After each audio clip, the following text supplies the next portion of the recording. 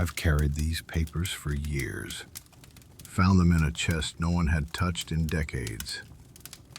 War letters, written in haste, on borrowed time.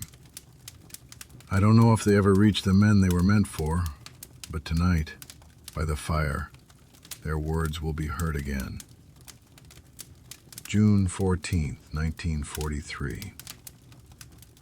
Somewhere near the ridge, brother, we moved before dawn. The ground was slick with rain, and the sky lit up with artillery before the sun had a chance. We advanced in silence, rifles heavy, boots sinking into the clay. You learn quickly not to look too far ahead, just the next patch of dirt, the next stone to put your weight on. Fear isn't loud here, it's quiet. It tightens your chest, makes every breath feel borrowed. The loud men go silent. The silent ones narrow down to a single purpose, survive the next minute. I've seen courage and terror share the same face. Some men freeze, others move when no one should. A kid from Ohio still calls every sergeant sir, even when shells burst over our heads. He carries half a playing card in his pocket, swears it'll stop a bullet. We don't argue. We all cling to something. Names shouldn't be written on a page like this. They deserve more than fading ink. So I'll only say this. Some fell quietly, like a candle snuffed out. Others went down like trees split by an axe. Either way, the earth takes them just the same. When the guns eased, I found my hands were steady. That unsettled me more than the shaking.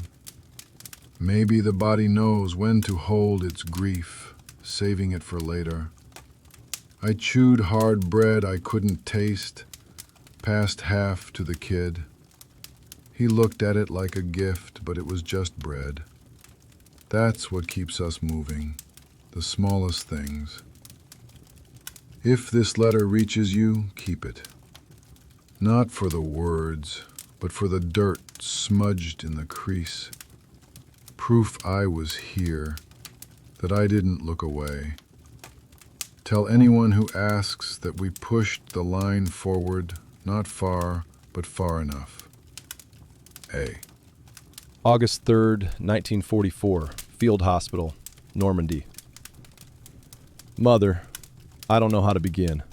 The tent is crowded with cots, but the silence between cries is worse than the noise. We've been working without pause, hours, maybe days. I can't keep count anymore. When I close my eyes, I see bandages instead of sleep. There is no glamour here, only torn fabric, trembling hands, and the look in a man's eyes when he realizes his body will never be the same. Some beg for water, others for morphine, and some just beg for someone to hold their hand.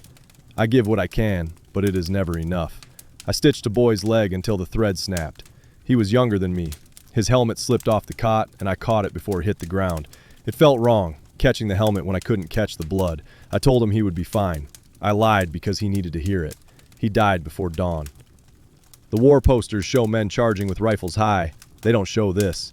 They don't show how courage sometimes means lifting the wounded when your arms are already shaking, or how duty can be nothing more than sitting with a man as he fades so he doesn't have to leave this world alone. I've stopped writing names. I burned them into memory instead. Maybe someday I'll speak them aloud where the air is clean and the ground is not stained. For now, the pages stay blank where names should be. If this reaches you, don't imagine me as broken. Imagine me standing, coat stained, hands steady, doing the work that has to be done. And when you sit by the fire, think of the men who had no fire left to sit by. That's enough. Your son. October 22nd, 1944, somewhere over France. Father, I write this in the dark belly of the bomber, pencil on my knee, engines drumming louder than thought. We fly in formation, a line of shadows cutting across the clouds.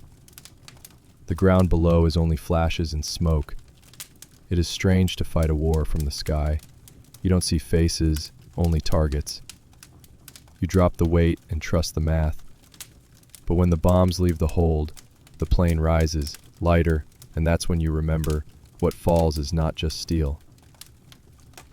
I caught sight of another crew going down, their wing lit bright, then gone in smoke. I watched the chutes scatter against the firelight. Some opened, some did not. I counted until I couldn't see them anymore. I will carry that number the rest of my life. We fly again at dawn. The orders are clear, the fuel is ready, and the maps are marked in red. Each mission feels like flipping a coin, only the coin never lands until you're home, boots on the ground, helmet off. If I don't return, know this: I did not hesitate. I did not flinch when the call came. Up here, hesitation kills faster than bullets. Tell the family the sky was mine until it wasn't. Your son. February 9th, 1945, London. Dearest Anna, the sirens began before dawn. Their cry cuts sharper now, as if each one knows it might be the last. We ran for the shelter, but the streets were already shaking. The sound of boots and voices blends with the growl of engines overhead. The shelter is crowded, damp, and smells of coal dust. Mothers hush their children, and men pretend not to flinch when the ground rumbles. We all pretend something. I keep my hands still, but my chest pounds so hard it feels as though everyone can hear it. Above us, the bombs fall. You can't mistake the whistle, long, drawn, a sound that writes your name before it ever touches ground. The walls tremble with each hit. Dust drifts down like ash. Someone prayed aloud, another cursed, another laughed as if he had lost the map of fear. I pressed my back to the wall and closed my eyes, but the dark is worse than the light. When the raid eased, we climbed back to the streets. Smoke where the bakery had stood. A fire clawing at the roof of the tailor's shop. I walked past houses I have known all my life and did not recognize them. Bricks spilled like teeth, windows shattered into nothing. A man carried his daughter from the rubble, her arms dangling like broken cloth. He did not shout, did not cry. He only walked one step, then another, until he was gone. I will never forget that silence. At home, what remains, I lit a single candle. Its glow against the broken glass felt like defiance. For an hour, I pretended the world was steady. I boiled water. I swept the ash from the floor. I wrote these words. I tell myself that life continues, not because it is easy, but because it must. If this letter finds you, know that I am still here. I am not unbroken, but I endure. The city endures. The fire cannot take everything. Yours, always, Thomas. April 16, 1945. Ruins of a German town. To the editor, I'm not certain this will ever reach your desk. Paper burns quickly here, and ink runs when it meets the rain. Still, I write, because silence feels like betrayal. The town is nothing but broken stone and twisted iron. Windows gape like missing teeth. The church spire leans at an impossible angle, as though bowing in grief.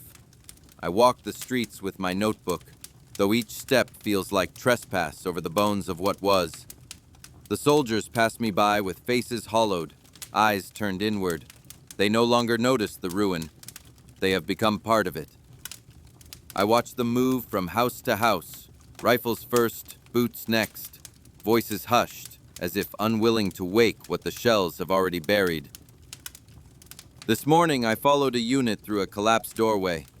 Inside was a family. 3 bodies beneath a beam.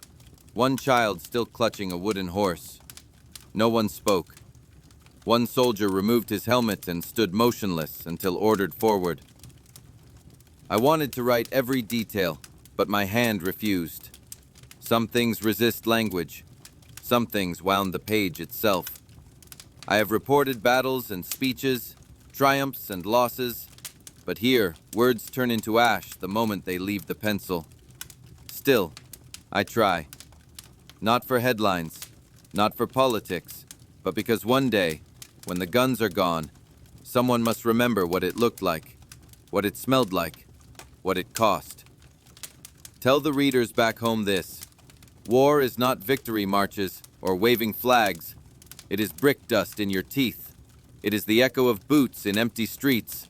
It is the silence after a child's toy is lifted from the rubble. Write that in bold print if you dare. If I make it back, I will carry these notes with me. If I do not, perhaps this letter will. And if it does, let it stand as the truest line I've written. War does not end when the shooting stops. It lingers, in ruins, in memory, in the hearts of those who walked its shadows.